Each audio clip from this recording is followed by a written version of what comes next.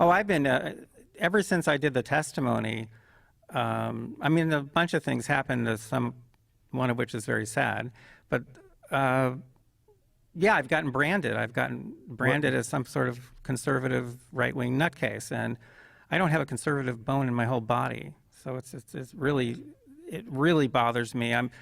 I'm doing what I do because I put humanity, democracy, America, ahead of any particular party, any particular candidate. There are bigger issues here. It should be obvious that what you're saying. I mean, what you're saying should concern people. The idea that you would just be labeled as a part of a disparaged political party because it's an easy way to defame you and to discredit you, that should be obvious too. When you said that one of the things that happened was sad, what was that? Well, in 2019, one of the things I did around the same time I did the testimony is I did a private briefing for state attorneys general. And so I did my thing, and I can scare people pretty well with my data. We haven't got to my monitoring projects yet, but we will. Okay. But so I did my thing, and then I went out into kind of the waiting room there and just waited because I was done. And they started filing out, and one of them came up to me. I know exactly who it was. I know what state he was from. And he says, Dr. Epstein, I hate to tell you this, but he said, I think you're going to die in an accident within the next few months. And then he walked away. Now, I did not die in an accident in the next few months, but my wife did.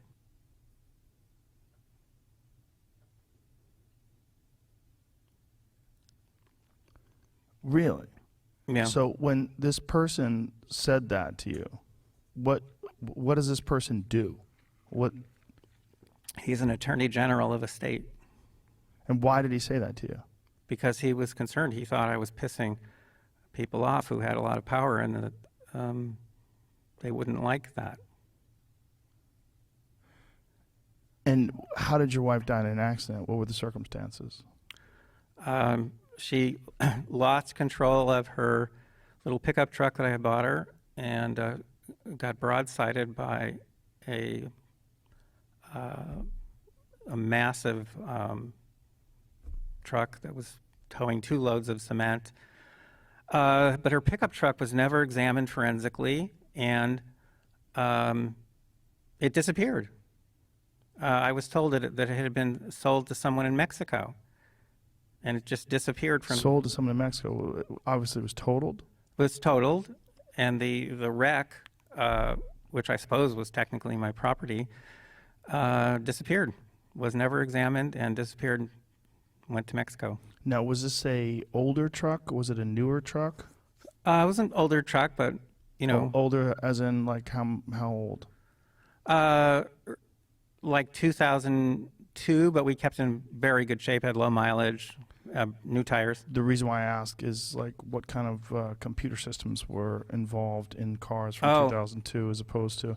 Do you remember the story of the journalist who, Michael Hastings, who wrote a story about a general in during the time of Obama's administration? There was a volcano that erupted in Iceland, and he was stuck overseas. I believe it was Afghanistan or Iraq.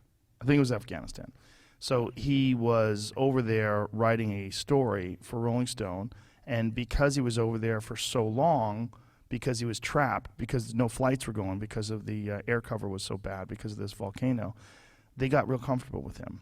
And these soldiers started saying things, not even thinking that this guy is like, he's not one of them. He is a journalist, and he's going to write all these things about it. So he wrote this very damning article. The general in question got fired, and then this guy, Michael Hastings, started talking about how he was fearing for his own life. And cut to sometime in the future, he sped up. There's actually a video of it. Sped up on Sunset Boulevard towards the west side and slammed into a tree going like 120 miles an hour. There was an explosion. The car's engine was, many yards from the car itself, and there was a lot of speculation that not only did the government have the ability to manipulate, that the intelligence agencies had the ability to manipulate people's cars, but it's something they've actively done. And people were very concerned that this guy was murdered because of what he had done, because that general wound up getting fired. Obama wound up firing him because it made Obama look bad. He was a very beloved general. That kind of shit scares the fuck out of people. Well, there's a very good book on this subject. It's called Future Crimes.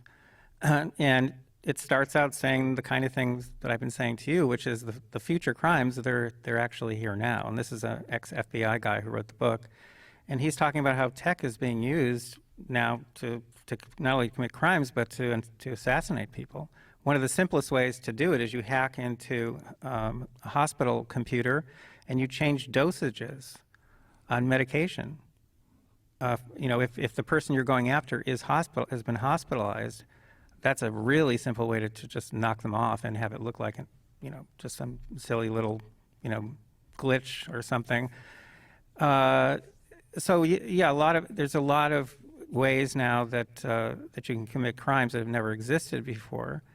And as far as I'm concerned, the kinds of things I study, in my opinion, should be considered crimes. And I don't think we should ever be complacent and just say, oh, it's the algorithm. Algorithms are written by people. Algorithms are modified. Google modifies its basic search algorithm 3,000 times a year. That's human intervention.